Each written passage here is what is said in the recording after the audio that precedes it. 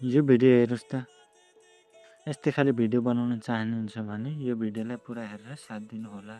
यो भिडियोमा आउनाले 3 चोटि स्वाइप गरे जस्तो गर्नुहोस् र लास्टमा स्क्रिन टच गरे जस्तो पनि गर्नुहोस्।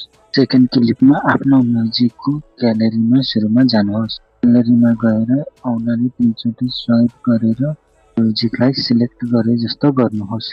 त्यसको स्क्रिन रेकर्डिङ गरेर राख्नुहोला। त्यहाँबाट मेनुमा गएर इन्सर्ट एपलाई ओपन गर्नुहोस् र भिडियोलाई सिलेक्ट गर्नुहोस् र न्यूमा जानुहोस्। त्यहाँबाट आफ्नो भिडियोलाई सिलेक्ट गर्नुहोस्। फर्स्ट क्लिप सिलेक्ट भइसकेपछि PIP मा जानुहोस्। त्यहाँबाट सेकेन्ड क्लिपलाई सिलेक्ट गरेर एड गर्नुहोस्। त्यहाँबाट सेकेन्ड क्लिपलाई हल्का जुम गरेर आफूलाई चाहे अनुसार मिलाएर राख्नुहोस्। पछि सेकेन्ड क्लिपको सुरुमा एउटा की फ्रेम दिनुहोस्।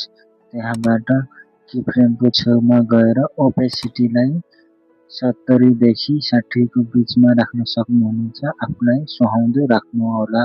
अनि त्यहाँबाट सेकेन्ड क्लिपले फेरि अन्तिममा गएर अर्को की फ्रेम दिनुहोला। अनि त्यसपछि एनिमेसनमा गएर जुम इनलाई सिलेक्ट गर्नुहोला।